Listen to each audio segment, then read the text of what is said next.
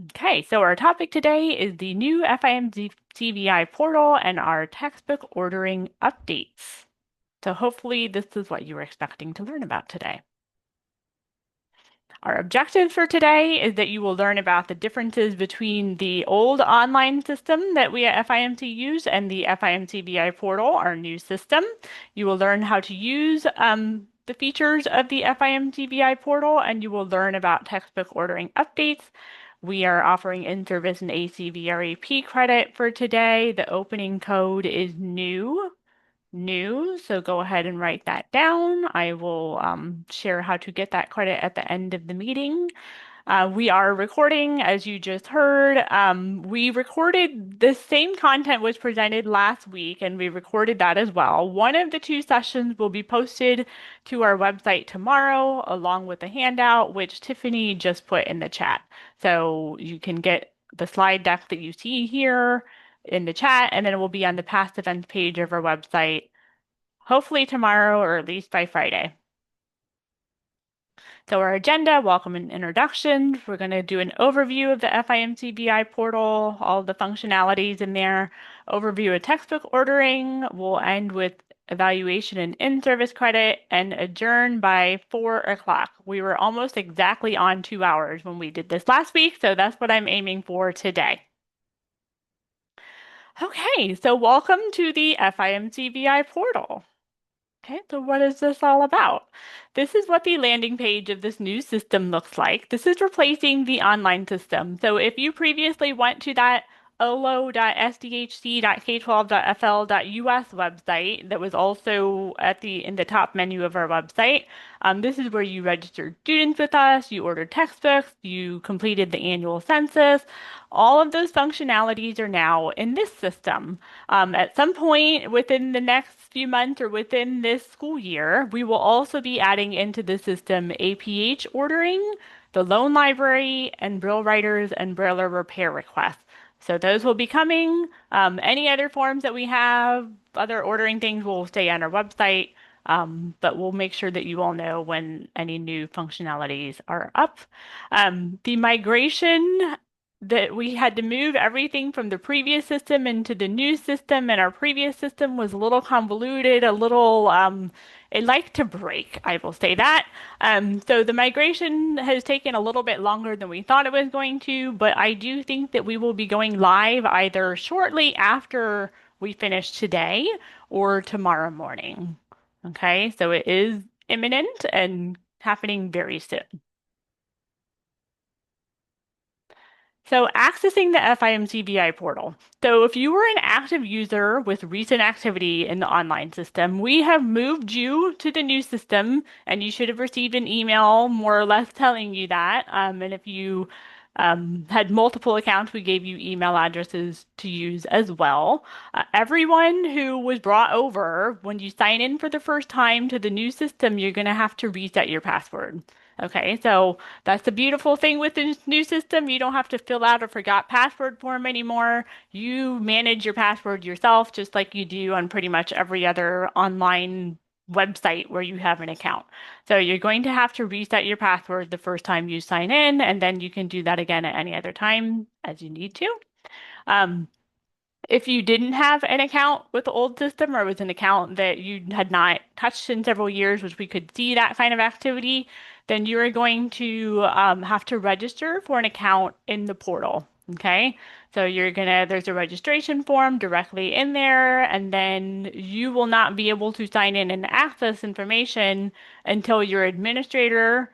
So if you're in a school district, that's your ESE director, or if you're in a charter school or a private school, that's going to be your school administrator, or their delegate. So these people can also assign other staff within their district to have this role of approving your request and saying, yes, we're okay with you being able to sign in and see all of the student identifiable information.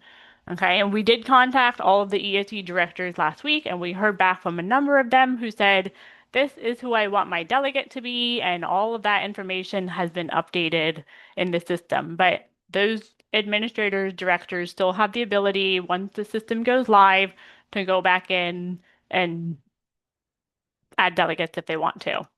Um, If you try to create an account in this new system and your email address is already there, there's going to be a little thing that pops up and says an email address is already in this, or this email is already in our system, and it's not going to let you register. So that's great. So then you know, oh, I already have something. Then just go ahead and click on reset password to reset password. Then you'll be able to sign in and see what's going on with your account, who you're tied to.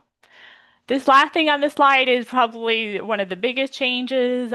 We have a number of people, teachers, who serve more than one organization, more than one district. They're serving districts and agencies and charter schools, private, whatever, any combination of that. And in the past, you could use that one email address to sign in, and then you would change your organization in that drop down in the top left and say, right now I'm working in Dade, but now I'm switching over to a charter school. Um, with the new system, only one organization can be tied to one email. So if you're signed in, you're only doing things for whoever is under your profile, the email that you've signed in under. So everyone that we were aware of who had multiple organizations that they were serving and had already been in our system, they've been contacted and they've been given unique email addresses to use for each organization. If you are someone who is serving other organizations and you don't have those accounts set up already, you can go ahead and register and add those. But you're going to have to have those separate accounts and have unique email addresses for each of those. So you have two options. If you have a separate work email for those other organizations, use that. Or we learned about this really neat trick from the developers of our new system, which I have been using extensively to develop our training materials, is that you can modify your current work email by adding after the first part of it, the symbol plus, and then whatever you would like after the plus, before the at sign, which essentially creates an alias. So so like for example, here I have Anderson at FIMC-VI.org. I added plus Alachua after Anderson and before the at sign, and now that second email with Alachua in it is an alias. So I can use it for accounts and whatnot, but any email that goes to that is going to come into my Anderson at FIMCVI.org. So you could have 10 different organizations that you're serving that looks like you have 10 different email addresses, but they're all aliases and they all come into that one email account. So that's what we did for some of those people that were serving multiple places, and that's a trick for you to be aware of if you need to. All right, so when you get into your account, you will have, you'll see, and I'm going to show you all of these things. I'm going to go through kind of like the overview of each of these functions in the system, and then I'm going to go to the website and show you what it actually looks like. So you can go to your profile, you can change your first name, your last name, you can change your email address. If you do that, it's going to give you a little warning that if you do that, you're not going to be able to log in again with that email address, your old one. You're going to have to sign in with a new email address, which is fine. You just keep that in mind. However, if you update and you're able to do this in your profile, the district that you're with, your agency, organization, whatever that is, and it's a change where you're going to be in a role that requires approval. So someone who can see student identifiable information, you're not going to be able to log back in until you're approved by your administrator. So there are specific roles so like a TVI, district personnel, paraprofessionals, administrators, those people get to see all that student identifiable information. But if you're just a general ed teacher or a school psychologist or somebody just out in the community who's trying to get into our system, you'll be able to see the loan library when we add that later on, but you will not be able to see students, you won't be able to order textbooks, you won't be able to order APH products, you won't be able to order Braille writers and request Braille repairs. So we're really, it's very similar to our current roles of people who already do those things is the people who can do those things in our new system. Okay. The profiles, you notice there are no mailing addresses or phone numbers. We don't ask for that information. We're going to communicate with you using your email, and you have to select a shipping location for every single order that you submit to us. It's like if you've ordered textbooks from us before, you know that there's a drop down where you pick a shipping location. You're doing that for textbooks, and when APH and Loan Library and Braillers are in here, you'll be doing the same thing. You can add location to the system at checkout if needed. And so the whole idea of approving new users, I've kind of been talking about this, but so it's in the system now. So we're not using the staff authorization approval or removal form anymore. So that's already been closed. We'll remove it from our website. But so all of our ESE directors and administrators that we are aware of in the old system are in the new system. They've been contacted and told about this role that they have now, where they're going to be getting notifications when people register under their organization that they need to go in and approve those individuals in order to give them access to their organization and the student identifiable information within that organization. Okay, so I'm quite confident that we captured all of the ESE directors and school administrators, things like that, but those people can also register for an account. That level of staff will be approved by FIMC-VI. And I mentioned previously the whole idea of the delegate. So we know that, ESE directors are very busy. They might have other people that they trust and that know their staff, that they want those individuals to approve these requests within their organization. So the user role that that person has to be in order to be a delegate has to be either district or school personnel. So you might be a TBI, but your ESE director wants you to do this. Maybe you're like a lead TBI, then we're just going to make your role district personnel and say, check, you're a delegate. When those registration requests come through, so somebody registers and they're a TBI, they need approval, then the administrators and delegates get an email notifying them that that request is there. And there's a link right there in the email that takes you to the portal. And then you have to sign in, and there's a view that I'm going to show you where you see all those users within the organization, and then you can approve or say you need more information, or you look at the list and say, no, I don't know who this person is. I'm not going to approve them, and you can deny that request. But overall, we are hoping that this process will give greater protection for that student identifiable information that we have in our system so that we don't have to worry about that information being seen by people who shouldn't be able to see it. I will say too, so we at FIMC, we can see all the users across the entire state. So if somebody has been sitting there for a while and they're not being approved, then we can take note of that and then, reach out and see what's going on there and try to get that approval processed. So when you're registering for an account, if you're brand new to the system, you're going to be providing this information, the first name, last name, email address, and then there's branching within the system, and there are specific drop downs and option choices that you have to make. And this was really us trying to we recognize that districts and agencies have lots of different job titles, but trying to sort of corral everyone into different categories and using a lot of roles that DOE uses. So we're trying to also align with them as well. So there's going to be a part here where you're saying whether you work with a charter school, a public school, a private school, an agency, or none of those. And then that creates branching where then you say within that, well, I'm the school administrator, I'm a TBI. So you're just picking whatever best applies to you. And then, of course, you're putting in your password information, you're confirming that. And so pretty easy. It's intuitive, I think. Um, but so then these are the first part of that branching that I was talking about. So I think I've already said some of this. So charter, agency.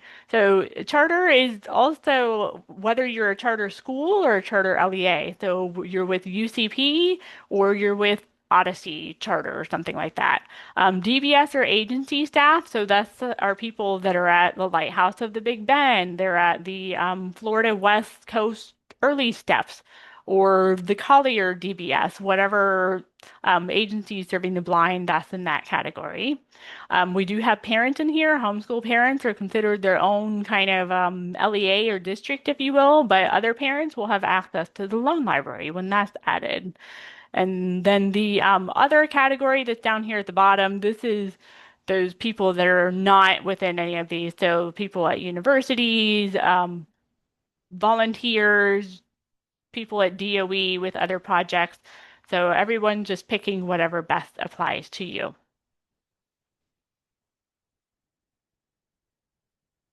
So then these are the roles that show up depending on what you picked in the previous slide. Not all of these are going to appear for everyone, but just to kind of give you an idea what's in our system.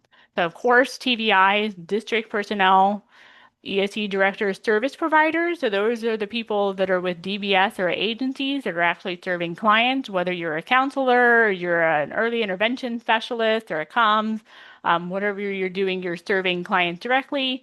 Staff members, those are like your secretary, back office type staff, gen ed, LATs, paraprofessionals, so on and so forth.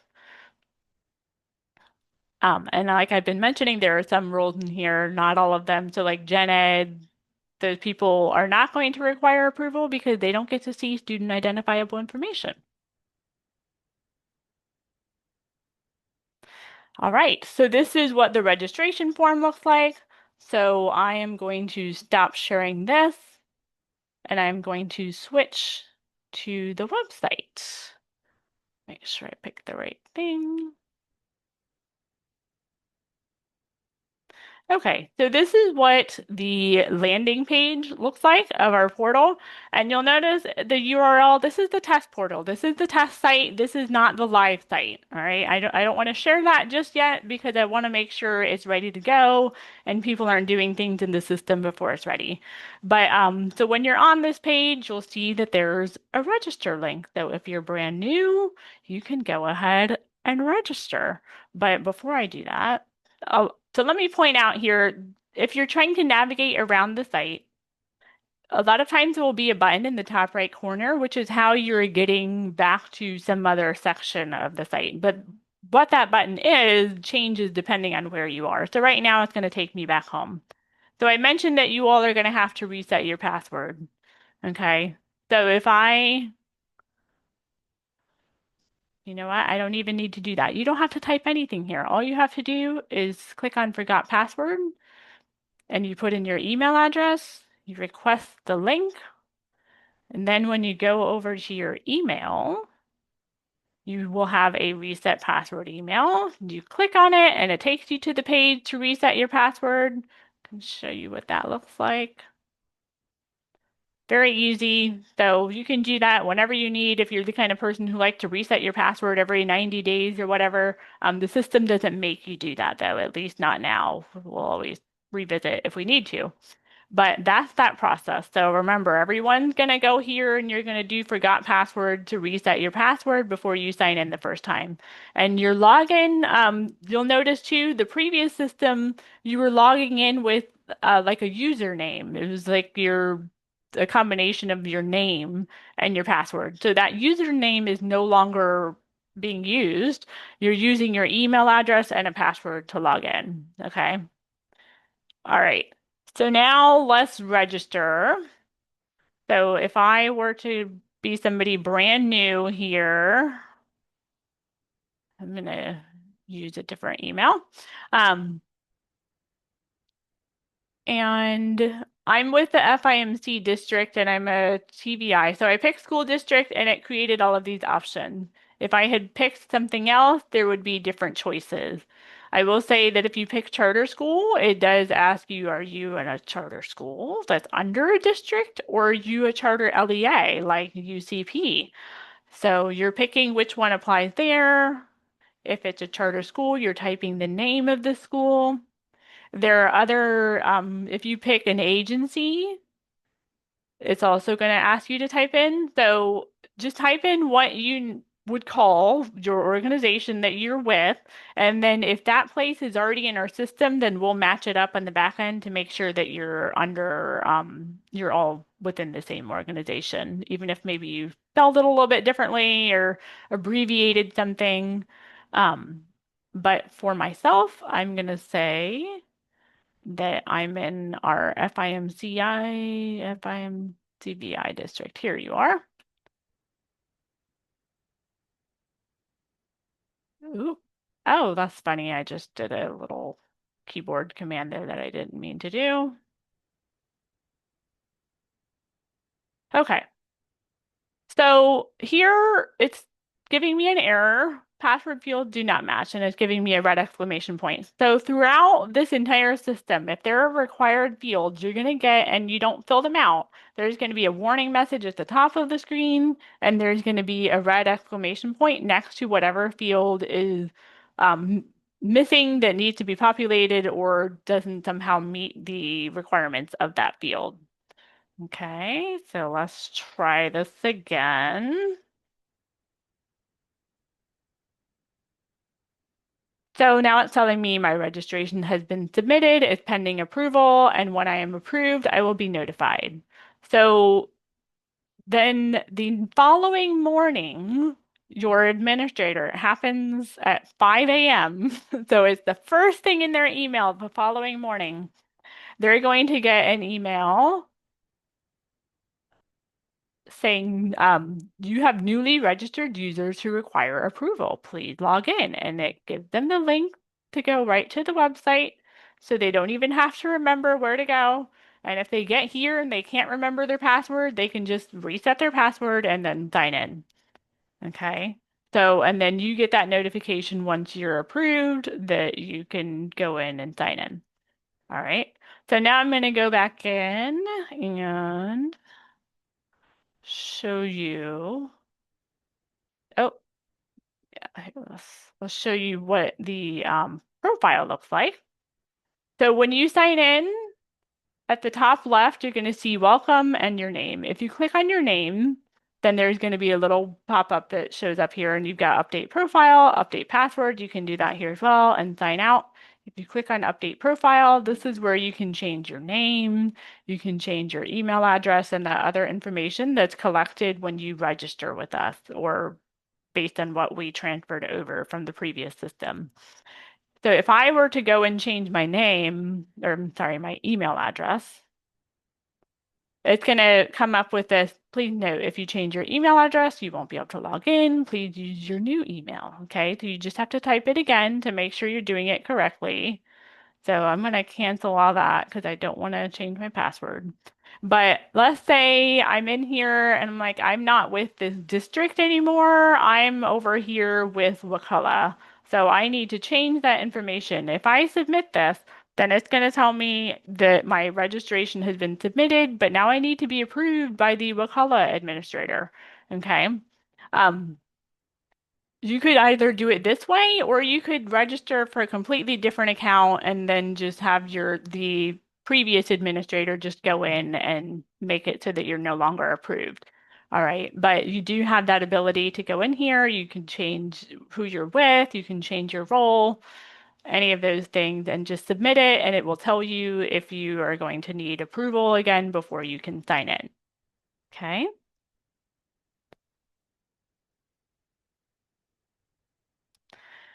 All right. So let me show you the ESE director view. So when they come in here, they're seeing, and right now I'll just point out I'm on the test site. So there's tiles here that will not be here in the production, the live site. So ignore APH Loan Library and the Boiler Machine. Those are not on the live site, just textbooks. But ESE directors, other administrators, they're going to scroll down here to user management. And when all of these views are very similar, there's always kind of a field at the top where you have different search options, and then your search results are down at the bottom. I generally like to clear out all of these filters up here just in case something is set, if I just want to see everything. So you clear them all by clicking on the clear button and then you select search and it's going to load. So for this district, which is FIMC, now we have this list of the users that are in here. So we have 3 that are approved and 2 that are pending. Okay. So I, as the ESE director, can come in here and say, yes, I know this person, Dylan, he is approved. Great. And so one thing to note here, when you change the status, you have to select save. There is an approve all button. You can change multiple people at a time, but you just need to make sure that you're selecting save to keep those changes there. Okay, so let's say for this person, for Liz, it's not approved. So, and I click on save, and now those changes have taken effect. So the next time, so Liz will not be able to sign in with this email address, but Dylan will be able to sign in and then see whatever Dylan would like to see. Then another thing that is up here, so I'm just going to do clear and search again. It's kind of become a habit for me, but you'll notice here there's show only delegates. All right, so if the ESE director wants to see, do I have any delegates that have been assigned that can do this as well, who have the ability to go in and approve people, they can select that box, select search, and then down here we do see that Faith is approved as a delegate, and where you can see that that is in fact the case is if you click on the pencil icon over here to the right and scroll down, you'll see that there is a box here that just says, by checking this box, you authorize this user to act as your delegate. They have the ability to approve new patrons on your behalf. So I, as the ESE director, can come in here and uncheck somebody if they no longer should be that person or leave them checked. So then if I search again by delegates, that person is no longer showing there in the list. Now, so Faith is district personnel, so she can be a delegate. But if I were to be looking at Logan here and I click on the pencil, that little checkbox is not here because Logan is a TBI or O&M instructor. So Logan cannot, with this current role, can't do that. Now, I could just make him district personnel and check that. That did change the district, so you would want to make sure that that's updated as well. But so not everybody can have that role. You can edit things within the pencil.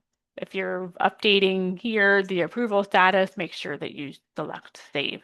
There is an export user link here. You can export the list of patrons to a spreadsheet. So if the ESE director or administrator would like to give the list to somebody else in the district, a TBI or lead to look over and, see if they agree to verify the information. Okay. I am going to change Faith back to a delegate. All right.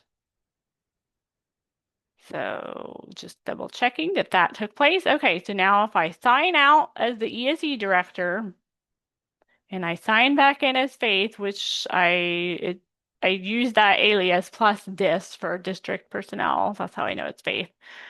Then I go down here and I notice that Faith has the user management tile. So Faith can also go in here and see all the people and approve them or not approve them. If I sign in, and this is all under the FIMC district, if I sign in as a TBI, I don't have that user management tile. It's not here as an option for me, so I can't do that. Okay. All right. So that is everything that I wanted to share with you all related to registering, being approved, updating your profile, all that fun stuff. So I'm going to sign out. I will tell you right now that the website does time out after a period of inactivity, and it may not be obvious that it's signed out or timed out because it won't actually like reload the page to the sign in page. But you'll notice like a page doesn't load right, like you're not getting any results or you're getting errors, things like that. I think if you start getting those kinds of things, just sign out and then sign back in, and everything should be working correctly again. But I do try to remember to just sign myself out. If I've been doing things in the system and I need to go do something else, I sign out and then I sign back in.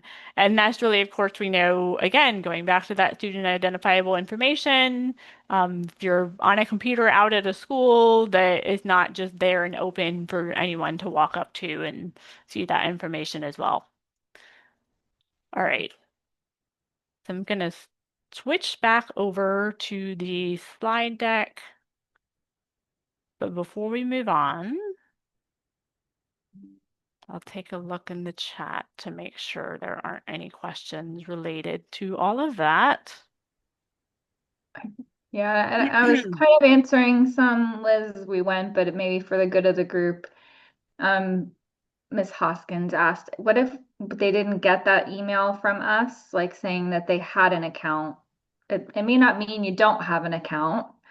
Mm-hmm. So I said possibly to still try to work to get your password, use your current email. Mm-hmm. Yeah, if you use your email address that you have and it says that it's already in there in the system, then you can go ahead and do the forgot password link to reset your password. Um, I'm trying to remember, Joanna, if I remember seeing you in the system or not.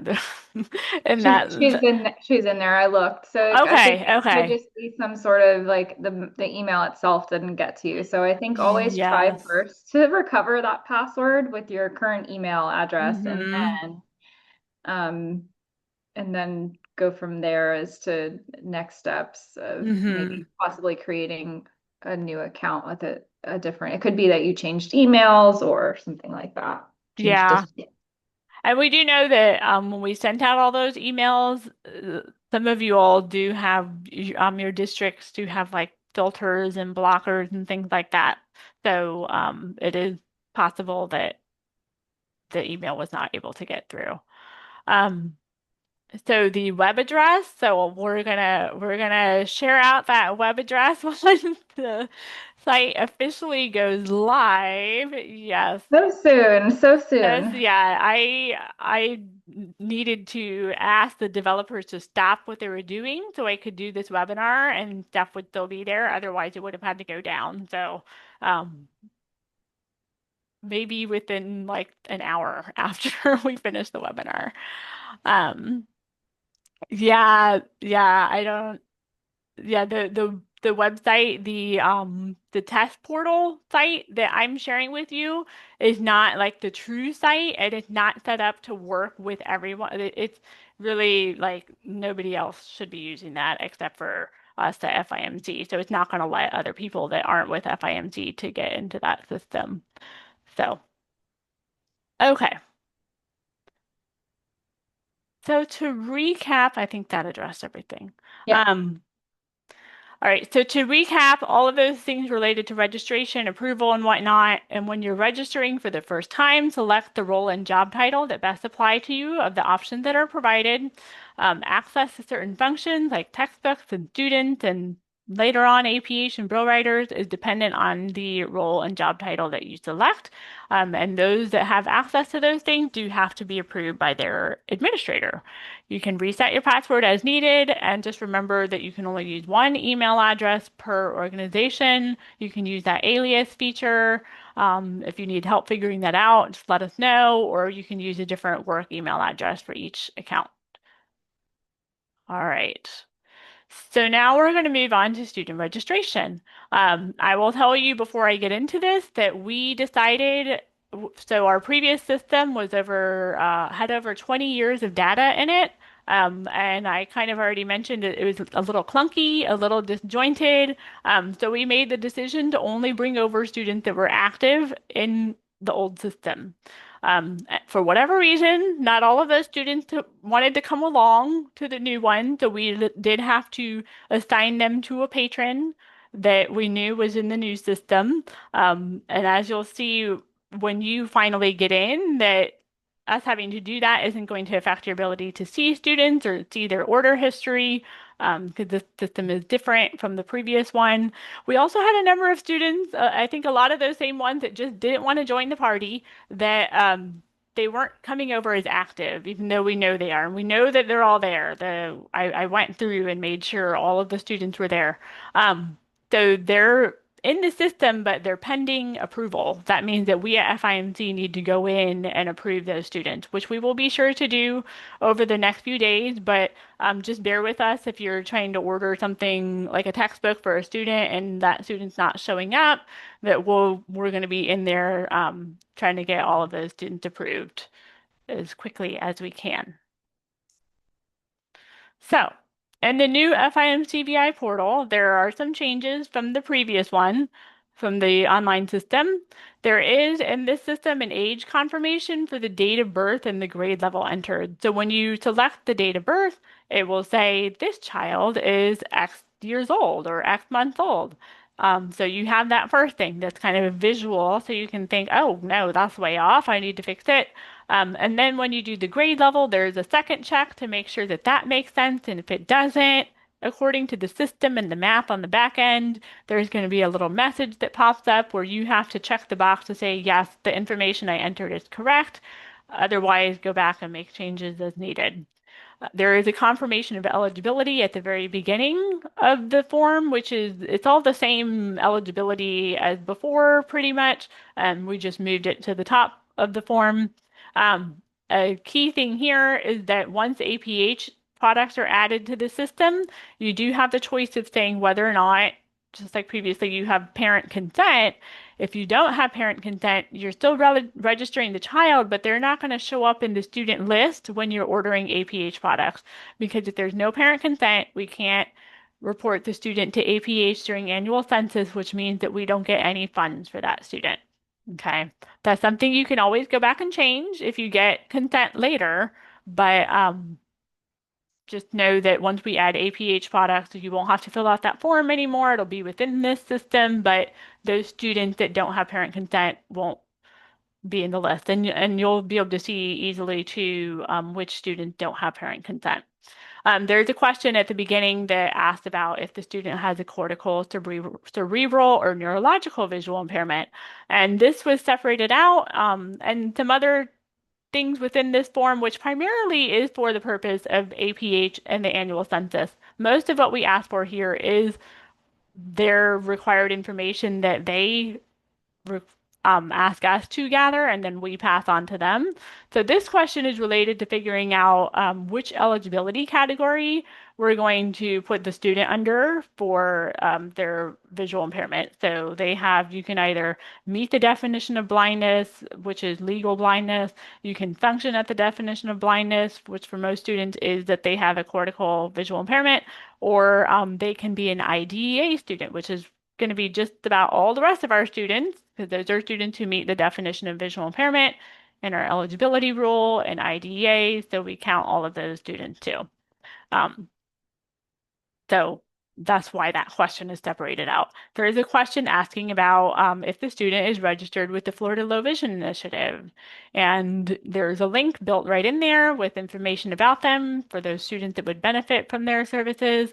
There's a question about the Florida and Virgin Islands Deafblind Collaborative. If the student is dual sensory impaired, they should be registered with FAVI, that deafblind project as well, because they also have a national deafblind census and they offer tons of great resources and services as well. For the acuity section, these in the past, it was a field that you typed into. Now, because we're just trying to get the information we need to know which eligibility category they're in for APH, we're using drop downs. So you just have a forced selection of whatever you have available from medical information, including no acuities provided. That's something you can select. So you just pick whichever one matches what you have. We removed the check boxes about the age of the iMedical report because that's not a thing anymore for APH. They removed that requirement back, I think, in 2020. There was a checkbox about adult students. We don't need to ask that anymore because that's built into the grade levels. Um, And then the biggest change with students, when you're in that section of the portal, you'll notice that all approved users, so in a district, that's your TVI, district personnel, ESE directors, paraprofessionals, can see all the students that are registered within their organization. So whether you registered the student or not, whether you have ordered things for that student or not, you're going to see all of those students, which we hope will streamline things for you.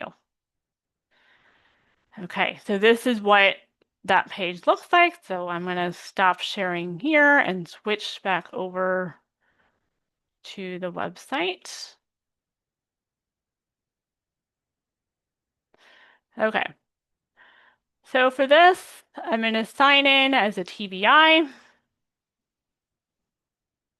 and scroll down here to student management. A reminder before I launch into this, you want to be registering any student that is new to your district with us once you know who they are and you have the information that's needed to register them with us.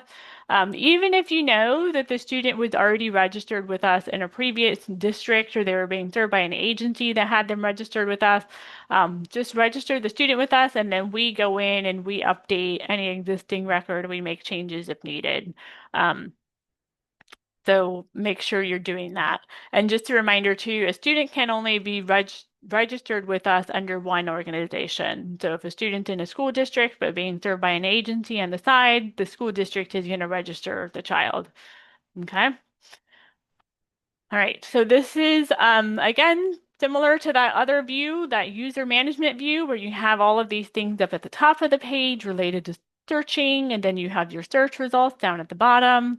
And I'll just point out real quick before I show you the add student function, I'm signed in as Logan.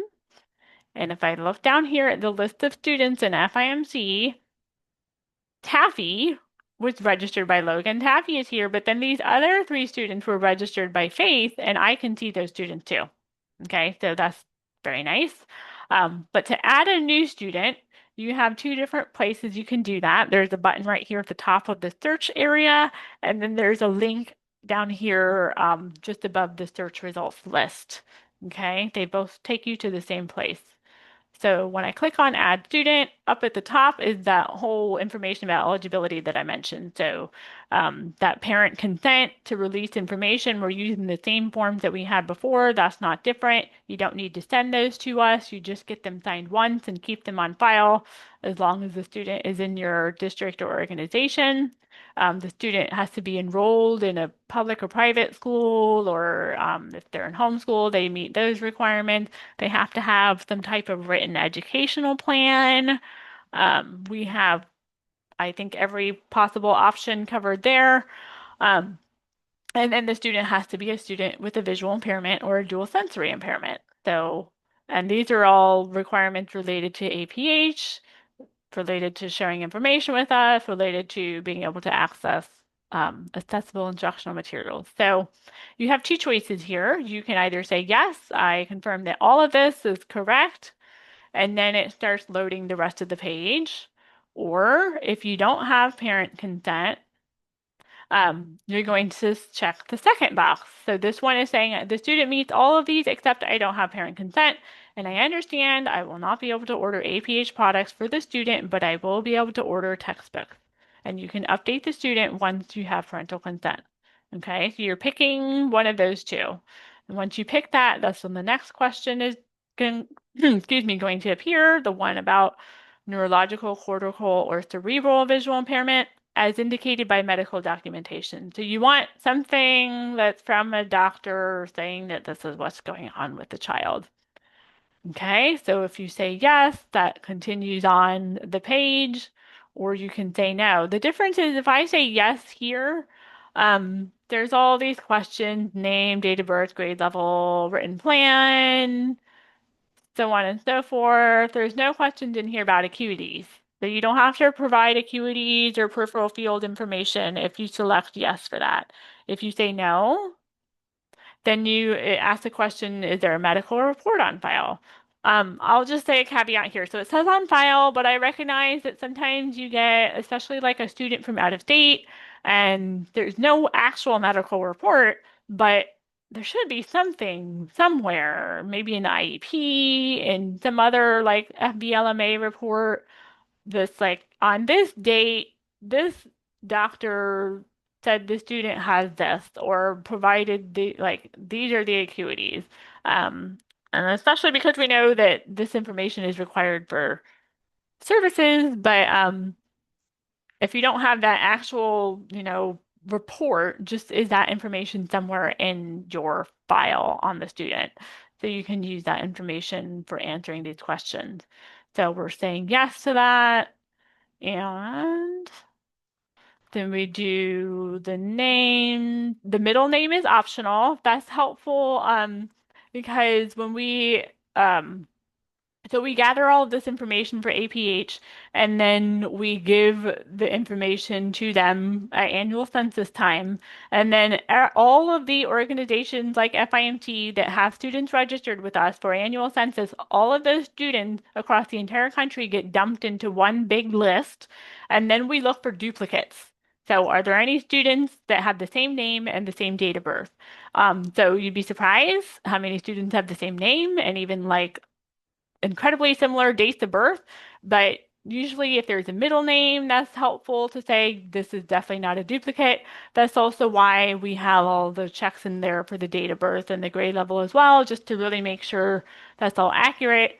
Because then there comes a time where we have to communicate with EOTs in other states and say, hey, we think this is the same student. We know they're here. You need to give the student up so we can count them here in Florida.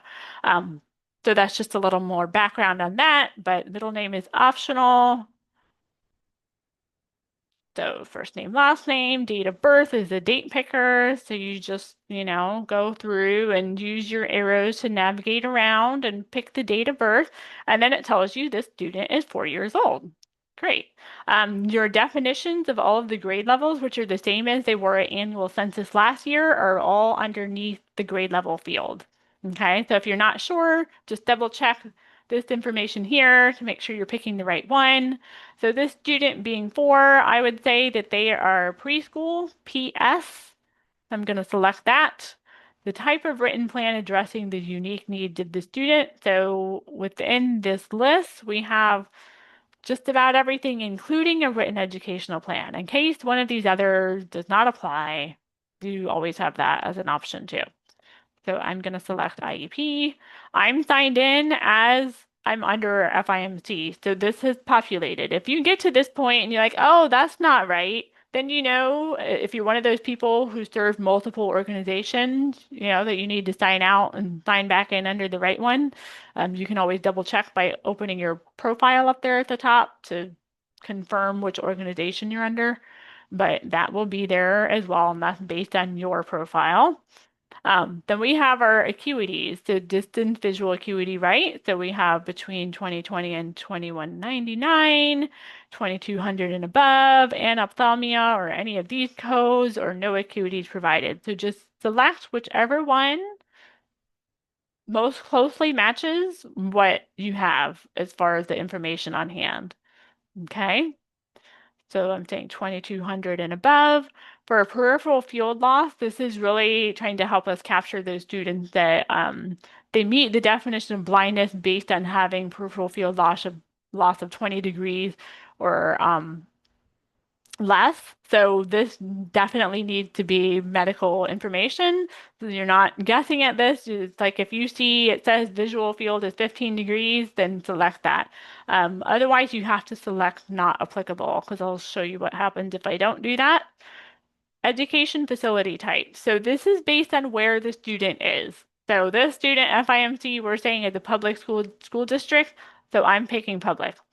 If I am an agency staff member who is serving this student who is in a public school, I'm going to pick public. It doesn't matter where you are as the person serving the student, it's what is the student in? Are they in a charter school, private school? So pick that one there. Then here's a question about the Florida Low Vision Initiative.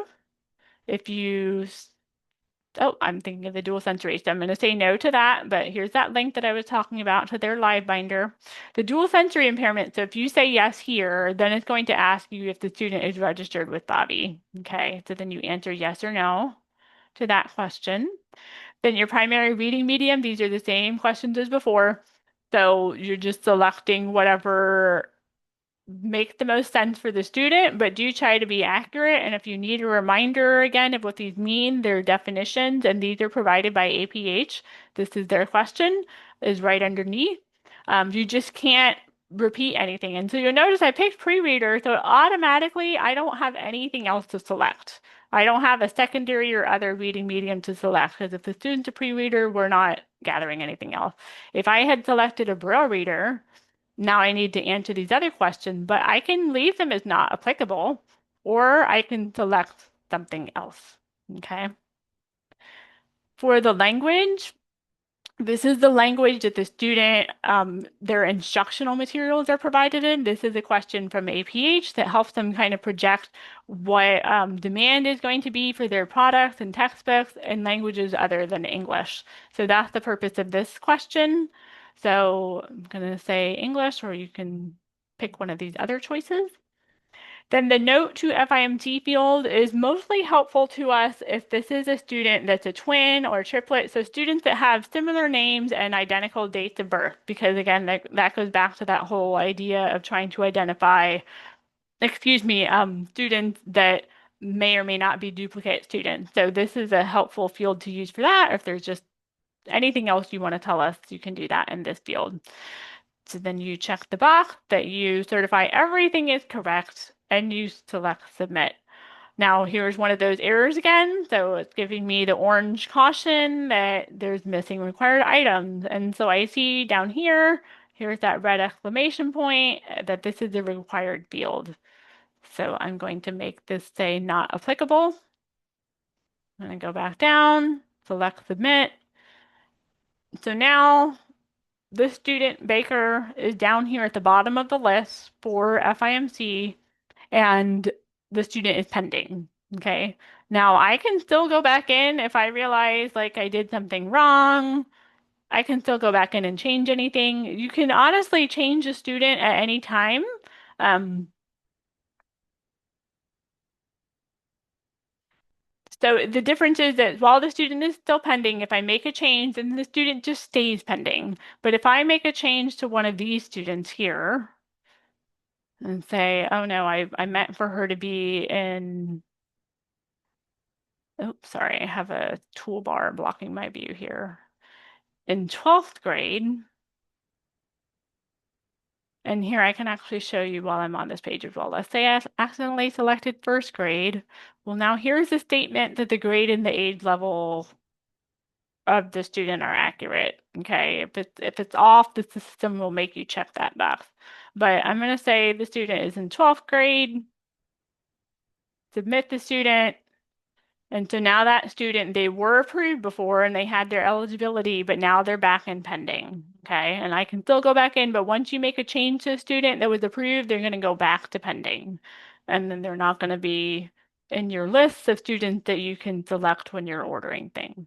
And you'll notice here, it does say over in the eligibility column, those students where there's no parental consent, but there's also just a parental consent column right there as well.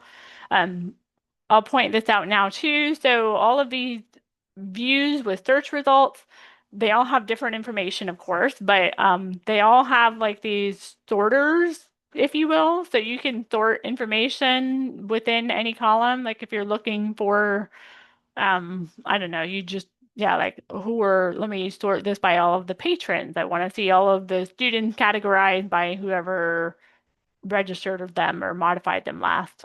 Um, so you have that, and that's in all of the other views that are within the system as well. There's also the export student link here if you want to export the students that are in your district or organization for any reason, you have that option as well. Okay. I didn't really talk about all these search fields that are up here, but you do have these that you can use and play around with. I imagine if you had a very lengthy list, if you just wanted to see what are my pending students, so under approval status, You have your pending students who just want to separate those out. So different ways that you can use all of the filters that are at the top. All right. So I did want to just show you again to make sure you all saw this, that those other, like the ESE director, they have the ability to come in here. The district personnel, or anyone else in your organization who has approval to see student information is going to be able to come in and see all the students in your organization as well. So I'm signed here under a different name, and I'm still seeing all of the students, including who they were registered by, even though I am none of those people. Okay, so hopefully that's helpful. Um, let's see what else I want to show you here. So I did mention already that, yeah, you can edit any of the information here, including if you say a parent remove their consent. We have had that where a parent said, I no longer give consent for you to share my child's information. You can change that as well. The student will just go back to pending. Or let's say you have a student that is no longer in your district. So, especially if we get a request from another district to register that child, it's very helpful to us. We might reach out to you and say, this place over here is saying they have the student now. Can you verify that? So you going in and just going ahead and making the student inactive, that they're no longer in your district or organization, helps us keep track of that record change. So to do that, you're going to go to the student and you're going to go down toward the bottom and you'll see student status. And right now it's set to active. So the student is active, approved. If I select that and I change it to inactive, now this new field pops up that says student inactive reason. Okay, so there's a list of reasons here that you can select from. So let's say that the student moved. So I select that. You pick whichever one best applies and submit it. And so now that student has gone back to pending as well. And then once FIMC, once we go and approve that, then the student will no longer appear in your list. They're going to go away. But their order history will travel with them, but they're not going to be in your student list under your organization anymore. So the last thing I want to point out here is that there is still a FIMC student ID, this column here next to the student's name. When you're ordering things from us now, you're always picking from a student list. So this FIMC Student ID is no longer part of the ordering process. You don't have to type it in anywhere or use it at any point when you're picking the student that an item is for. But we did want to keep this here as a way for you all to continue when you have questions for us about a student's order, anything related to a student, that you can use this student ID number in reference to the student rather than using the student's name.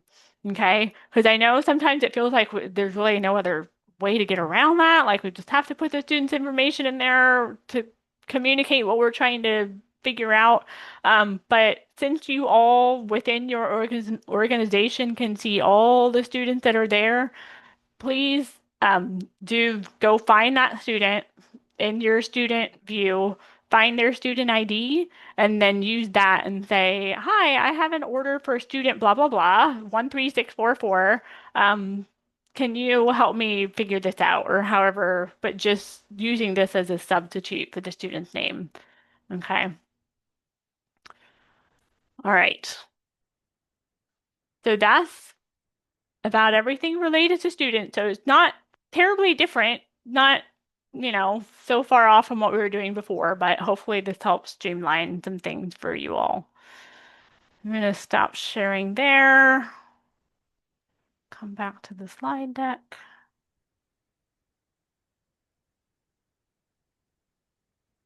Okay. And I think I saw things going on in the chat. Let's see. I think the majority of questions have been answered, Liz. The one that was kind of floating out there is maybe some explanation, just if you wouldn't mind explaining the difference between or the need for parental consent. Mm.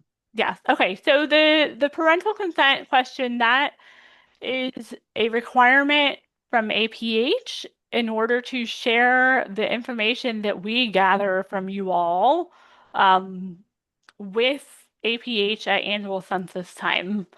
So this was a whole conversation we had with DOE to try to figure out, like, do we need parent consent for textbooks? Are we? So with this system, we really wanted to make it clear that that consent is the parent saying, yes, I am fine with you giving this information to FIMC, knowing that they're going to hand it off to APH at annual census time, and that allows you to order APH products. But if you don't get that consent, you can still register with them with us and order textbooks. Okay. Um, Braille writers are also an APH product, right? So those students should be should have parental consent for you to do Braille writers as well. But I hope that makes sense. Does that answer that question? I don't know who asked that. Was that a multiple person question? No, no, but I think Bobby Okay. said yes. She gets it now, but was Okay. yes. Okay. All We right. hope that we hope to have that cleared up now, Bobby. And Yeah. then Joanna was asking, then once we mark the student inactive, you FIMC are notified. So we have a view. We see all the students across the entire state, and we have a view where we can, yeah, we go in and do stuff. So we'll be going in like every day. Tiffany will be going in and checking those requests and processing them as they come in. The Okay. letter to parents and the consent form the same? Yes, it is the same. We're using the same APH consent, parent consent letter as we have in the past. Yes. Yeah, you don't need to do anything different as far as getting the consent and the form that you use, whatever you've been doing, continue. But just know that if you don't have consent, they can be registered. You just can't order APH. You can order textbooks. All right. Um, okay, any Nope, TBIs? that's all. Moving Okay. along. Okay. All right. So, to recap student registration, you probably noticed that the information gathered is very similar to what we did in the previous system. We're using that same form. You're going to the same place and finding that pencil icon to update students or make them inactive for your organization. And this will be the same system that we're using for annual census. We'll share more information about how that's going to go and what that's going to look like probably in November. And I hope the annual census will also be an easier process for everyone with the new system too. Okay. Are there any new questions on that yet? No. Okay. All right. So now let's move on to ordering textbooks. So this functionality is not very different from the previous system either. It's more different, I will say, for us as FIMC staff because it's a very different system for us. Um, but which is nice. So we decided to bring over with textbooks, we decided to bring over about 5 years worth of textbook orders as opposed to the 20 plus years of orders that we had in the system. I will say though that again, that old system being very disjointed, that for some reason the shipping locations for some of the completed orders that came over are not appearing. So you can see, like the student and things like that. And you'll see because they're your students, they'll show up within your organization, but that specific shipping location, like the school or site that it went to, just isn't wanting to come over. And we don't know why, but probably because the system's disjointed. But if you find that this is information that you absolutely need for orders that you're looking into, reach out to us and we can give you that because even though we didn't bring it over, we still have all of the data from the old system. And we're going to hold on to that for a while because we didn't bring it all over. And just to fill in any gaps of things that might not have wanted to join the party, like the students. Um, all right. So in the new portal for textbooks, you're going to continue just like you did before of searching by ISBN first, not using spaces or dashes, and then the title if needed. So especially if it's literary material, being sure to search by the title. Um, I've also found that, and this is just things I've been learning about over time, that there are publishers, it seems like Savas is a really big one that does this, where they have the same content in different formats, and each format is apparently required, like legally maybe required to have a different ISBN. So there may be it's the same book, but it's in our system under a different ISBN because you have the soft cover while we have the hardcover. Um, I do recognize the page numbers might not match up perfectly, but maybe there's a way around that. I don't know. But if you're really, looking for that book, then sometimes it might be helpful to just double check the title as well to see if maybe it's out there. Um, all of the options that you have in this new system and in this previous one, I think it was like obtainable, in stock, things like that. It's action. So either you're adding a title to the queue, you're doing an order request, or you're doing a special order request. And that'll be very clear once I show you the website. Just as in the previous system, all orders still require assigning that to a student and a location. Okay, so every single one, and all students within your organization that are approved and active are going to be visible to all of the approved users who have access to that function um, when you're doing the textbook ordering. There is one thing though that I really want to point out here. So unfortunately, due to time and budget being what they are, we with our shipping locations, you want to use caution because that list is all of the shipping locations across the entire state. Okay, so in the previous system, you could kind of like select the ones that were specific to you, but this our new system, we didn't have that ability. It might be something that we add later. Just kind of depends on our situation and circumstances. But for now, you're just going to be cautious when you're selecting the shipping location because they're all there. I will say though that I went through and I looked, and there are no shipping locations that have identical names. Because I went through and if there were a few that did, and I added the name of the district that the location was in to the end of the shipping location. And those are the things where it's the name of the school, it's the name of the agency, it's the name of a person. Okay, so just be careful when you're there. You do have the option to add a new location to the system. I'll show you what that looks like when we get to that. Let's see. So I do, and when I'm showing you that, I'll say it now to remind myself. There's the part where you're putting the name of the location, like the school name. I do suggest putting the name of the district after that because that will just kind of help as locations are added to make sure that everybody knows, oh, this, even though this is the same name as the school in my district, this is not mine because this says Brevard at the end of it.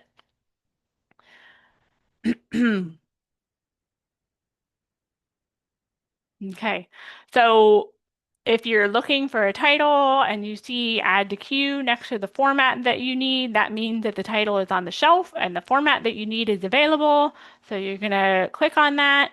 Um, there, so you're adding things to your queue or your cart. You're selecting that link, and then when you're ready, you go to a queue button at the top of the page to check out, and that's where you do your thing of assigning the student and location and indicating your need to and from dates. Then we ship the book to you from our existing inventory when the order is complete. It appears in the loan history, which everyone in the entire district or organization can see all of the completed orders. And then, as we do now, you send the book back to us when it is no longer needed. The queue part of the site is only visible to you. Okay, so what's in your queue, things in process are visible to you. Loan history is visible to everyone within your organization. We do on our end try to like make sure and cross-check as orders are coming in that it's not an order that was just submitted or very recently submitted for the same student. So like it's the same title for the same student, same format.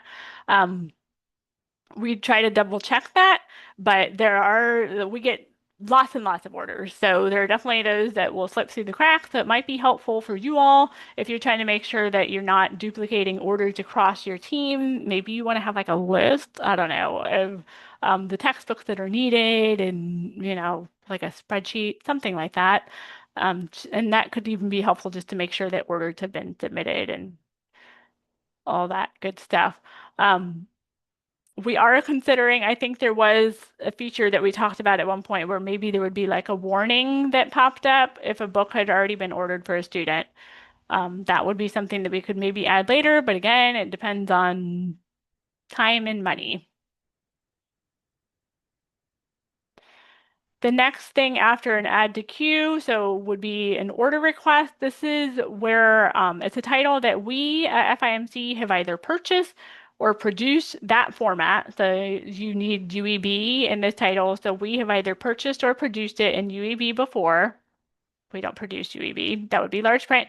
Um, but it's not on the shelf. Okay, all of our copies are checked out. So then the order request link is going to appear. You select it, and then it loads the page where you assign your student and location. You indicate your need to and from dates.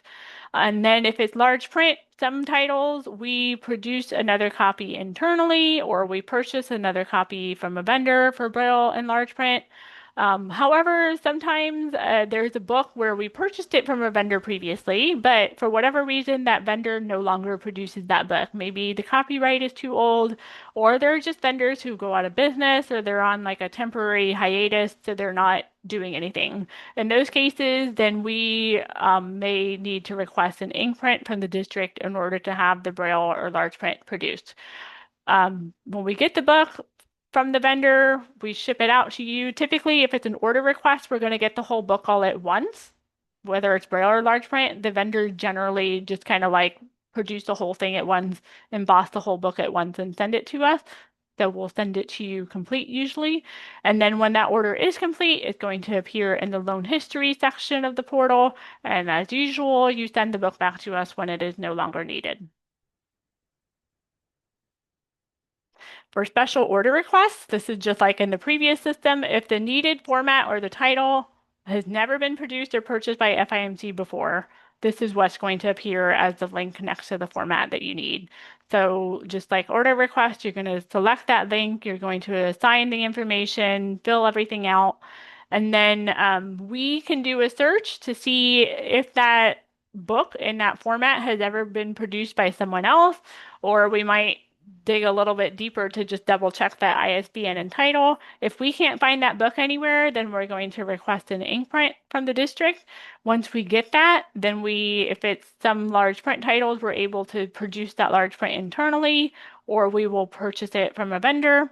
And then as we get the volume from the vendor, we ship them out to you when that order is complete. Just like with order requests, it will appear in the loan history and you send the book back to us when it is no longer needed.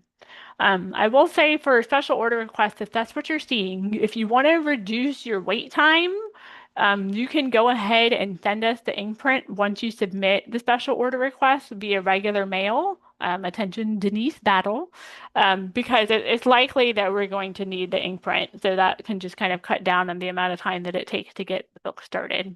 For special order requests, the large print is probably going to come all at once to you, but Braille is most likely to come in volumes over time. All right, so now we're going to take a look at textbook ordering in this system. We'll go back to the website. All right, I haven't been in here in a while, so I don't know if it might have already timed me out. Let's see. Oh, looks like it's still working. Okay, so actually, I want to be signed in. I know I'm signed in as an ESE director. I'm going to sign in as a TBI for you all. So I kind of mentioned this with the student registration, but just if you are someone who served multiple organizations, making sure you are signed in under the right organization so that you see those students when you go to order textbooks. Otherwise, you're going to have to back out and go back in.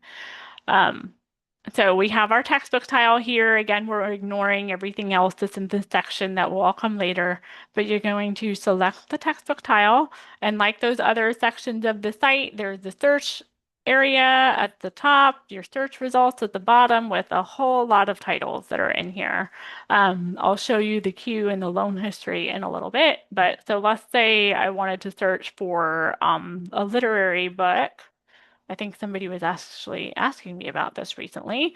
So the book Hatchet. So if I search for it, I have 6 results. And let's say I want this book in UEB. Well, that's really lovely. So there it is. But if I had searched by ISBN, so there's this result, but then there's several others that have different ISBNs, right? And this one actually, it looks like we've had it produced before in large print in UEB. And here it is again down here. So that's why it's important with literary materials to just search by the title because we could very well have multiple ISBNs in our system. So let's say for this one, I want the UEB, so I'm going to add it to my queue. And it even told me, if you noticed, it said in stock quantity, and it tells you how many are still available. So now it's showing that it's out of stock, so nobody else can go in and snatch that book out of my hands. So it's going to be in my queue, but before I go to the queue, I'm going to do a few other things in here. Um, let's search for a different book. And with ISBNs, like I mentioned, it's just like the previous system. You don't want to have dashes or spaces in there. You're just doing the numbers. And this one came back with one book. That's exciting. And it got a few copies that are in stock, but I need this book in, let's see, in Nemeth. So we'll do a special order request here. And when I do that, so the queue, when I added that other book to the queue, it just stayed on that page, right? But now that I've selected a special order request, it's taken me to a completely different page and it's asking me to provide all of this information. So here's where in this section, you're selecting your location and you'll see this is a very long list, okay? So if I start typing, I want this to go to the FIMC Professional Library. Here's the student that this is going to be for. And down here, I have my need from date and my need to date. I don't need to do anything else unless I have other instructions to give FIMC. And I just click on save and it brings me back to the search results. Okay. So that's the book. What that special order request means, again, just a reminder, is that we have not produced that in Braille before. So we're going to go and see if somebody else has, but that doesn't happen very often. And if no one else has, then we're going to need the ink print in order to make the book. Okay, so let's see what another book looks like. So this has been a popular book lately. So for this one, I'm going to do an order request. Okay, so I need this in UEB. And so I have order request here. And this page is very similar to special order request. The order request difference just being that we're going to go back to the vendor that made this book for us before and ask them to give us the price for another copy. Okay, so again, my location. Now, if I need to add a location though, let's say that FIMC address is in there, I know that's not what I want, then I can click on the add location and I'm going to type the end of the district. Sorry, at the end of the location, I'm going to type the district, okay, just to make sure that nobody else gets confused. Filling in all the information.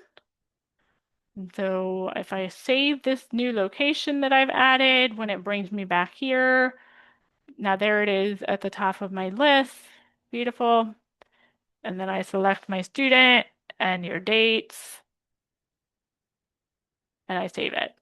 Okay, and it brings me back here.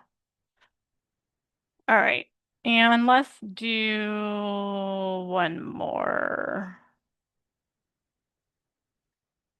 Or maybe I already did this title. We'll see what this comes back with.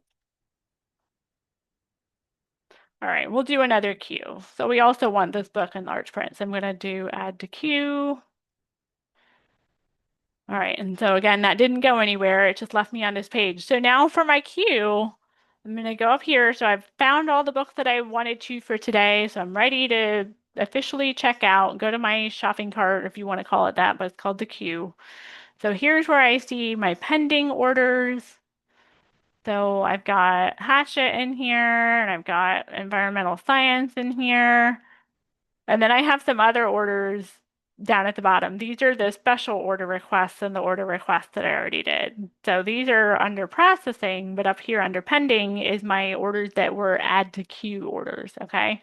So now when you have your list here, you'll notice there's a little checkbox, and if all of these books are going to the same student, you can do select all, or you can do them individually if they're going to different students, okay? So for this book here, again, it's the same information for every order, right? Like you're always doing need to from, you're picking your location and your student and submitting it. And so now that order is down here at the bottom, okay? So this, because it was an add to queue, it says ready for checkout. And then it'll say, if we're doing other things, it'll say in process. But this still has cancel requests. So I can still cancel this order directly here if I realize that the student doesn't need this order anymore. But if I need to cancel these orders up here, these special order requests or order requests, I need to take a screenshot or print a PDF of this page, and I need to send it to Denise Battle to tell her that I either need to change this order or I need to cancel this order, something like that. Okay. So you have to notify us if you're canceling an order where you don't have that cancel request button available. Okay. Now, I still have this order up here in the queue that I did not submit yet. And if I realize this isn't right, like this isn't the book that I wanted, I can go ahead and cancel the request and it will ask me, warn me, are you sure? And I say, okay. All right. So it's all pretty straightforward. As long as it's still up and pending, you can cancel. If it's down in processing and it still has the cancel button, use it. Otherwise, send this page with the details to Denise Battle so she can go in on the back end and make sure that's canceled. Okay. Um, let's see. So I showed you the queue.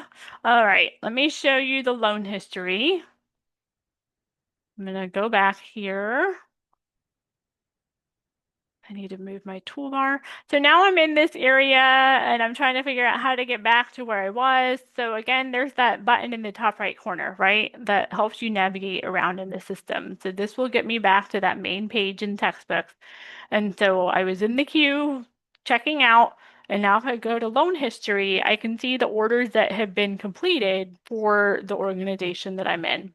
All right. So these are all books down here that have been processed, shipped complete by FIMC. So it tells you the access number. This is our unique FIMC number for every copy of every book that we have. The title, who ordered it, the student it was for, where it went, and when we sent it. Okay.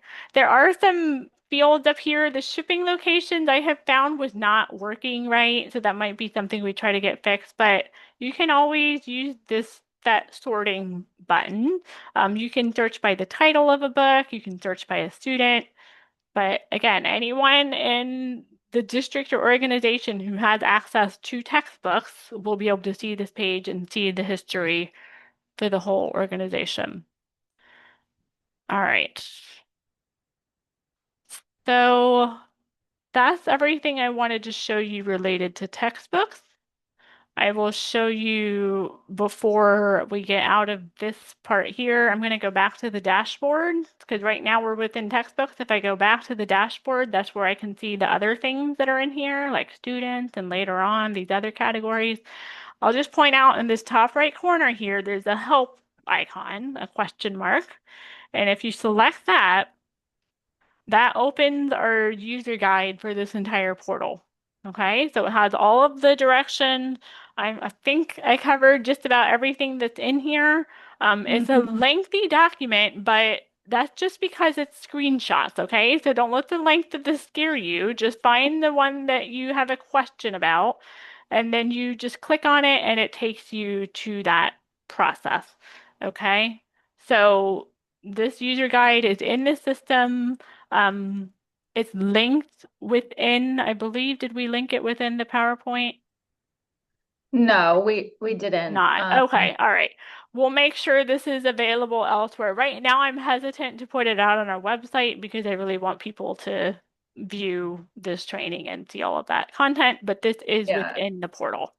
Wait, we Okay. can't share it yet because it has the link to the actual portal, which is Liz. It's beautiful. We want to share it. We promise we'll share it, but Yes, not. I know. It is Yes, lovely. It's super helpful. It's so easy to follow. So the user guide is where it's at. If you have a yes. question, you can click and be like, this is my question and this is my answer. And you don't have to read the 100 plus pages, but you'll be so thankful that they're there. Just two Something like questions. that. Two Yes. questions, Lizzo. So who, I think you're going to get to this question of who are the points of contacts for different things, but for textbooks, who's the point of contact if they have questions? Yeah, so we have that at the end of this, but Denise Battle is your contact for textbook questions. We'll And we share have her her email email. too at the end of the slide deck as well. And then So let's who see. is authorized to order textbooks is the last question. Yeah, so the roles that have access to textbooks within a district are the ESE director, people who have the district personnel role, TVIs and or O&Ms, and paraprofessionals. Okay. Perfect. So Thank that you. should cover, because we know there are districts where the paraprofessionals are the ones that do most of that, or it's a district level person who does most of those things. So hopefully that meets all of those needs. Thank you. Okay. Oh yeah, so the question about ink prints, yes. Yeah, don't expect to get the ink print back because generally the binding is cut off to scan the book and then either use it for large print or to upload it as a digital file when proofreading Braille. So yeah, those are not things that we send back. Okay, recapping textbook ordering. So continue to search by ISBN, starting with that, using no dashes or spaces, checking for the title if you need to. You check out and view statuses in the queue.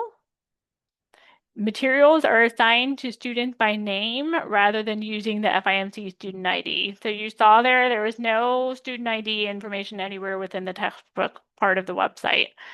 All locations in the entire state are shown in that drop-down list, so just use caution when you're selecting shipping location. You do have the ability to add a location if you need to. And then all completed orders will show in the loan history for all students across the entire organization or district. Okay. So overall reminders related to the portal. So do not share student name, date of birth, or any other identifying information in email. You all have access to the FIMC Student ID now, so go forth and use that when communicating with us. Orders can only be assigned to students within your organization, so making sure you're logged in under the correct one. If you serve multiple organizations, students can only be registered with one organization. And those users that support multiple districts or organizations will need to use separate email addresses to access each one. All right. So that's the portal. So hopefully you all feel prepared. And yes, I promise we will make it very apparent. We'll send out a mass email that is official and we'll update our website and all that good stuff. So, so now we're going to finish with textbook ordering changes that are coming at some point this school year. So due to changes to FIMC-VI's grant, these changes that I'm talking about in the next few slides are for ordering within this 25-26 school year. Um, this not doesn't necessarily apply to 26-27. We can't really speak to that right now. We'll share more information when we have that available. But coming soon, so at FIMC, textbook orders will continue to be processed until all 25-26 funds have been allocated. So as orders come in, we keep allocating the money that we have for textbooks. Our anticipated fund spending down for this year is sometime around January of 2026. It's hard to predict this though, because how quickly or slowly it takes us to spend down that money depends on the orders that we receive from you all. Okay. So that's just my best guess based on where we're at right now, but it could be earlier or later than that. Um, Districts and LEAs and schools will be notified when this takes place, when all of those funds are allocated. FIMC at that point will continue to recirculate our current inventory that's on our shelves, and districts and LEAs will continue to return items back to us that they have borrowed. And then at that point, districts and LEAs will purchase unavailable materials directly from vendors. And we will continue to encourage the sharing of purchased materials with FIMC-VI that are purchased by districts and LEAs rather than us. Um, so there may be, like I just kind of mentioned, there may be a change for 26-27, or we may institute changes to how textbook ordering is processed and prioritized, but any decisions that are made there will be approved by FDOE and then shared. So this is an overview of once this happens with the fund being allocated, what the next steps will be. And overall, the scenarios are going to be familiar, but the steps will be a little bit different. So you're always going to start with searching in the FIMC-VI portal for the ISBN. Again, no spaces or dashes. Scenario one is you do that search and the ISBN is not found. So there's some things that might be a special order request, but it might not. Scenario two, the ISBN is there in the needed format and the copy is available of the needed format. So you see that add to queue button and you go through the add to queue process. Scenario three, the title is there, but the needed format, a copy is not available, and you're seeing the order request button. There's a process for that. And then scenario four is the ISBN is maybe in other formats, or it's not there at all, or just the needed format is not available. That's where you see the special order request link, and that's a process. So for scenario one, if the ISBN is not found, this is where we really suggest that you search for the title in our portal as well, because it might be that there's another ISBN for a different format of the same title. If you find that, we suggest confirming that addition, the copyright, and the ISBN with your district or organization instructional materials department or a school contact who's familiar with that information. If that turns out to be the right book, then you continue on to whatever you find, whether it's something where you're adding to queue or an order request or a special order request, whichever applies. If that you aren't able to find anything, then you're going to follow the steps in scenario four.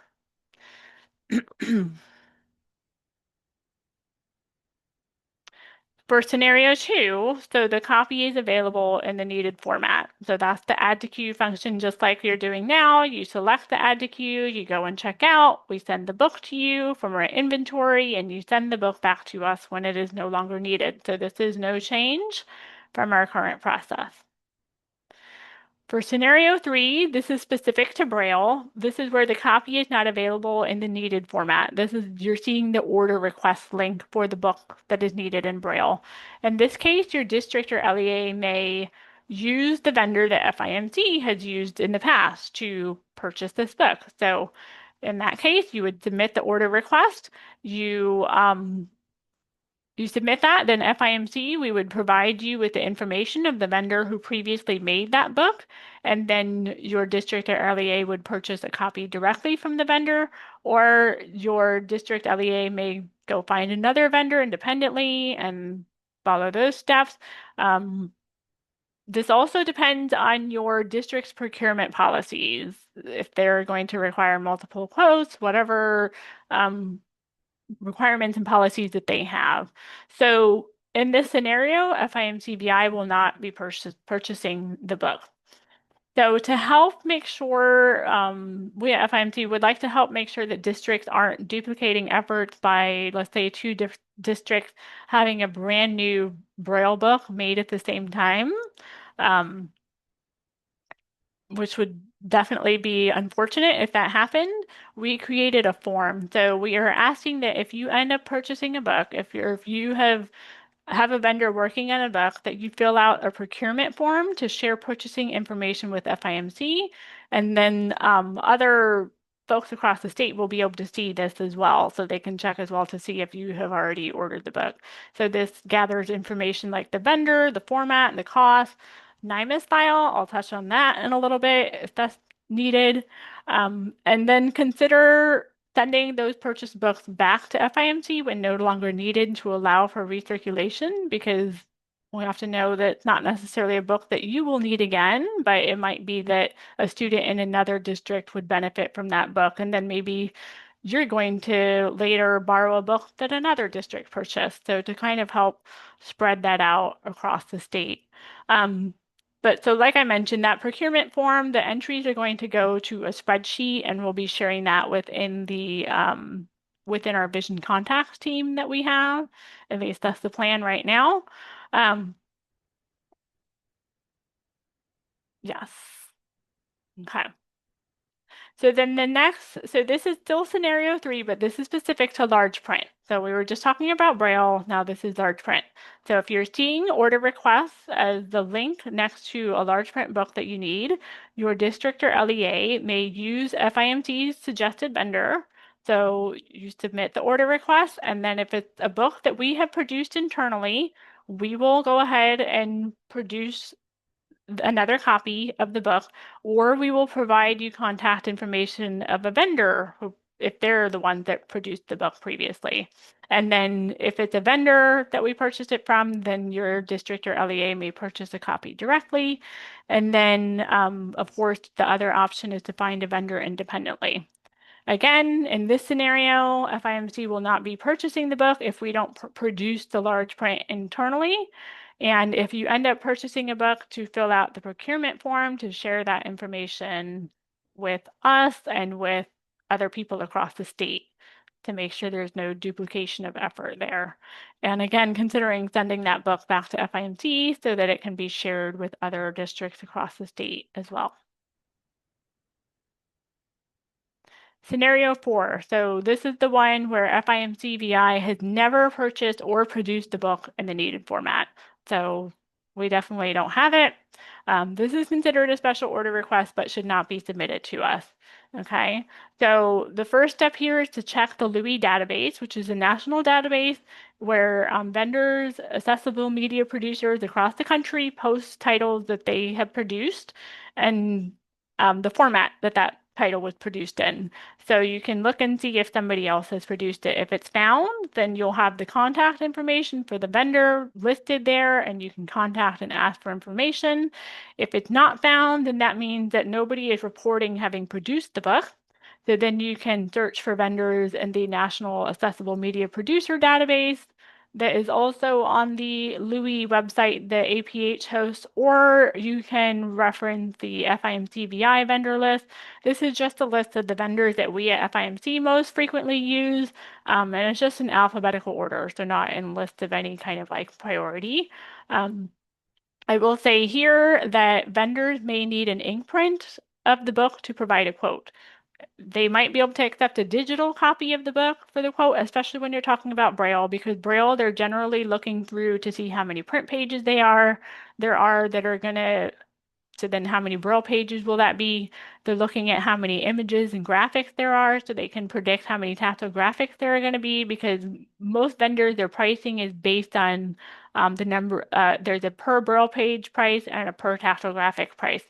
Okay, so they need that information to be able to actually provide you with a quote. So if you can give them a digital copy of the book for that purpose, that may be helpful, but just know that there might also be, if you only give them digital, there may be a cost associated with printing pages of that book to use in the proofreading process when you're looking at Braille production. So just different uh, potential factors there. So, but especially with this, because we know every district is different, every district has their own procurement departments and policies and procedures, just following any of those requirements. Again, in this scenario, we will not be purchasing the book. We really hope that you will share any purchasing information on that procurement form and that you consider sending books back to us. All right. So I'm going to show you so I mentioned Louis and I mentioned accessible media producers. I'm going to show you what this website looks like. So stop sharing and go back over to, Hmm, oh, where did it go? Oh, there. Nope. Yeah. Okay. So this is it's louis.aph.org. So this is part of APH's website because they're the ones that host the Louis database. And you'll notice at the top it says search Louis, search AMP or accessible media producers. The tactile graphics image library is over here as part of this platform. Um, so when you're searching for a title, I always start with the ISBN. So I'll show you what this looks like. There's the search field here under search Louis. And so this book, when I search for it, it comes back and it says that there's a NIMUS file. So this is that file that's produced by the publisher that's like an HTML version of the book that then Braille producers and even some large print producers will use this book to produce the accessible format. And especially for Braille, having a NIMUS file greatly speeds up the production of the book. Okay, so this is very helpful to have. I will say though, so to my understanding, we at FIMC are the only ones that would be able to assign a NIMUS file to a vendor, to an accessible media producer. So that's part of the form, that procurement form. There is a question about, is this an initial transcription for Braille? Because if you say yes there, then we're going to come out over to the NIMAC and see, is there a NIMUS file? And if there is, then we'll assign the NIMUS file to the vendor to help them produce the book faster. It doesn't impact the cost of the book in any way. It's still the same, per page tactographic kind of price structure generally, but it just helps speed up the production. So that one, there's a NIMUS file. I'll show you a few more titles to give you an idea of what kinds of results you can see in the Louis database. So this ISBN here, I searched for it and nothing came back at all. So that means nobody has reported making it. There's no NIMUS file. There's nothing. So what we at FIMC can do, if this is a brand new book, if this is initial transcription, we can submit a request to the NIMAC for a NIMUS file from the publisher, but that can take anywhere from like a month to 2 months to produce. But this is considered a brand new book. So this is something where the vendor is going to be starting from scratch to make this book. So these are the ones that are going to take the longest to make if nothing comes back at all. And here's another one. So this book, there's a NIMUS file. And then there's also down here, there's record that Michigan Braille Transcribing Foundation has produced this book in UEB before. So that's wonderful. So they've already made the book. So if I wanted to know, I want to buy this, I want to know how much it costs. Now, it does have a status here, intention. So that means that it's in development. So they're working on it. So it may not be complete. But if you click on the expand record details, you'll see down here is contact information. So right here is an email address. That's the vendor's email. You can email them. And what I like to do is I just copy all of this and I say, hi, we're looking for a copy of this book. Can you let us know about availability and pricing? And all of the vendors are generally very helpful. So that's what that one looks like. And let me show you one more.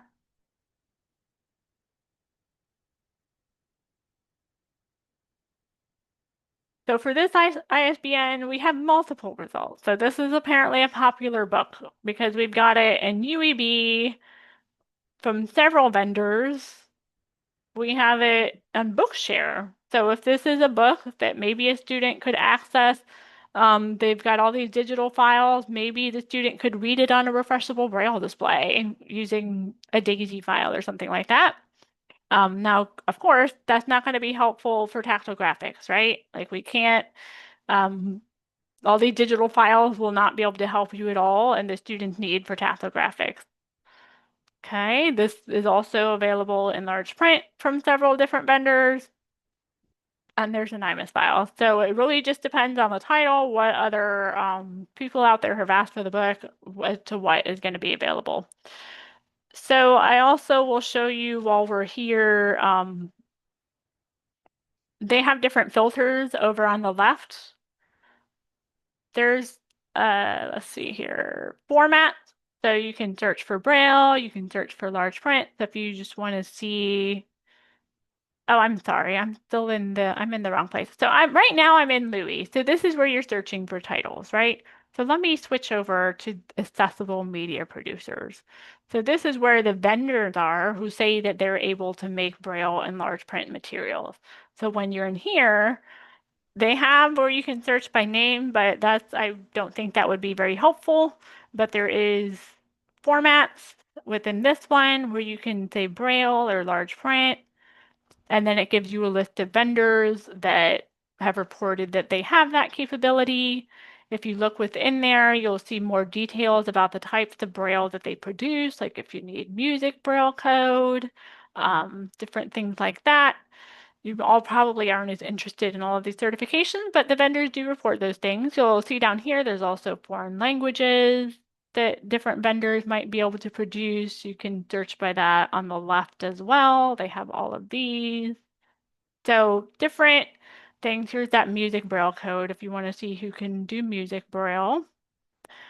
Um, so that's where you can find accessible media producers. Like I said, we did put together a document of the ones that we use the most. And if they have a profile here on the accessible media producer site, I linked to their profile from that document. Okay, so you can see the information that they put on here as well. Because not all of the vendors that we use are within the accessible media producer site.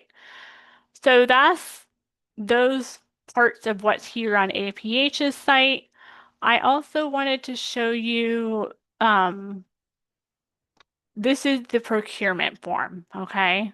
And there is a QR code, but again, like all of this isn't happening now. We'll let you all know once this occurs based on all of our funds being allocated, but just so you're aware, that this is coming at some point this school year. So this form here, you're providing your name, email, your district or LEA, the school site name. So we asked for this because there are some publishers where if you ask for a NIMAS file because it hasn't been produced yet, the publisher asked for the name of the school that requested the NIMAS file for whatever reason. So that's why we have this here, the title, the ISBN, the publisher. Format is a drop-down. Vendor, so we included within vendor a lot of the ones that we use, but there is an other down here. Or we also know that some of you have your own in-house capacity to produce Braille, hopefully with certified Braille transcribers. But if you happen to produce a book, or maybe even parts of a book, go ahead and fill this out, and then you can pick whichever one of these applies. And we have the cost, and then this is that initial transcription question that I was talking about, where is if it's the first time the book has ever been produced in Braille or even large print, but generally Braille, if you say yes, then we will go and look and we'll see if there's an IMIS file to assign to whoever you reported as the vendor. And then any other information that you might want to share with us, you can do here. And then, like I said, all of these results are going to go to an Excel spreadsheet, which will then make shareable across the state for other people to see. Okay, I'm going to stop that and switch back over.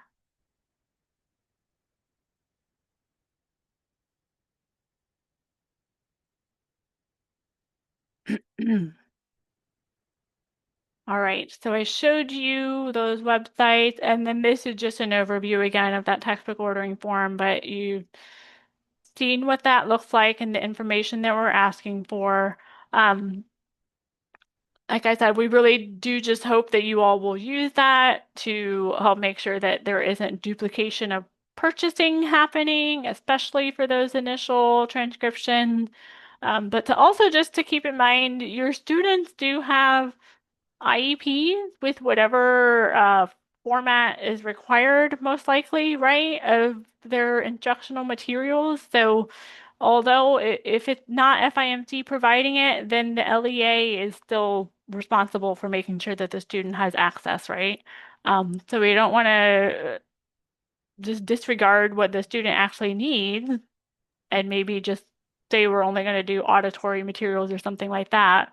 Because I think we would all agree it wouldn't be fair for any student to only be given all of their content auditorily. We wouldn't even do that for our sighted students. So we will be sure to let you all know if we kind of get a sense of how close we are getting to that happening. We'll try to let you all know in advance, but I would definitely very strongly suggest that if you are a district that normally orders materials from us, that you start working on this now because there may be procurement things that need to be set up to make it possible for you to purchase materials from our vendors or from any accessible media producer. Um, Something else I was going to say about that. That just left me. Um, yeah, yeah, I would start working on that now. And so There that's, are there are yeah, some questions, Liz, okay. in the chat, and then I see a hand raised. But one of the questions was, what are the usual font sizes available in large print? The usual font size is 18-point font. That's what most of the vendors kind of use as like their standard for large print. Oh, and then another question was when you're searching ISBNs in the Louis database, if you have an ISBN for a hardcover or a soft cover, does that make it your results different? Yeah, yeah, it does. Yeah, that's a good question. Yeah, because I did um I have done that where if it was one of those publishers, especially where I knew I will search for the title as well if I'm not getting the ISBN. One thing you'll notice though, if you search for a title, it might be you're getting a bunch of results for other state editions of the title. So I can show you all because we're sort of still okay on time here. If I'll pull that up. Well, yeah, throw another question out there and I'll pull up Jennifer what that looks McKee, like. I'm not sure I understand, Liz. Maybe you understand this question. I might have to give her speaking rights. She's asking, Um, might VI have options to keep supplies over the summer? Like if you purchase them yourself and you still need them over the summer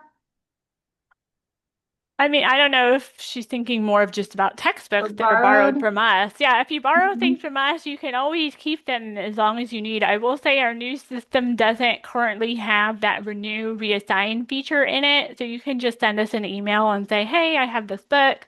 I'm going to keep it because I have this other student that needs it this summer or another student that's going to need it next school year. Yeah, we'll definitely continue with doing that. Ah. And then Oh, I thought, did that question go away? I saw a question about typical costs, but I think it maybe got, oh, typical cost of a textbook, and then Teresa will go to you after that. Typical cost of a textbook produced in Braille at the Um, various levels. yeah, so Braille varies so widely depending on how big the book is. Like if it's a little like elementary book, it could just be like a few $1,000s. But then if it's an initial transcription versus a copy, like we have some Braille copies that only cost us $150. But I've had books that are thicker, like several inches thick, that are just literary, and they will be over $10,000. Or if it's like a high school math book, it could very easily be over $10,000. I will say, like the cost, just like everything, like the cost of books has gone up over the past few years. You know, the cost of paper, the cost of the materials, the cost of the labor. Yeah, so it really varies greatly depending on whether it's a brand new book, a copy, and how big the book is, how many graphics are going to be needed. Oh, Teresa didn't really want to speak. I'm so sorry. Oh, Just kidding. okay. Okay, and now I know we're almost done. I did just want to show you all real quick. So I searched for Miller and Levine biology, and there's just a whole bunch. There's a whole bunch in here, and it might not all be the same. Some of these are different ISBNs too. So you can search by that. It just might be a little more effort to weed through. Like you'll see here, it says Mississippi, California. So it can get, but it doesn't hurt. It never hurts to search for the title too. Mm-hmm. Okay. Let me switch back to oh boy. You can do it. I know. I can do this one more time. Okay, here we go. Because that I was pretty much done with the slide. We were just getting to the slide of Contact. who to contact. So if you are having technical issues with the portal, like something seems like it's broken, like it's just a link isn't working, something's not loading right, always try logging out and back in. But if there's still issues, email us at information@fimcvi.org. If you have questions about specific textbook orders, contact Denise Battle. If you have questions about registering students and uh, managing users, all those kinds of things, you're going to contact Tiffany. So that's there in the slide deck. And I'm just going to skip over to the slide that this is the one that kept skipping last time. So it's probably going to do that again. Please fill out our evaluation form for us. We do appreciate your feedback. And there it goes. I don't know how to stop that. Um, and our in-service credit form, these forms are the same ones that we use for all of our events, but your closing code is portal. Okay, so fill out your codes, you'll get a certificate in your email. And Tiffany, if you want to just put those links in the chat too, because You the got slide it. deck is so uncooperative. You got it. Okay, thank you. Um, and so here's my email. Feel free to contact me about anything we talked about today. You have Tiffany as well. Um, if you're sending things back to us, that's the address to use. And make sure you're signed up for our communication. If you're not getting emails from us, it's always good to make sure you're on that list. Um, I wanted to make sure I got through all that before I go back to questions. If you need to go, feel free to go. But thank you so much for joining, and we will be making sure you all know when this system is live. But I'm going to stop recording right now. And if there are any other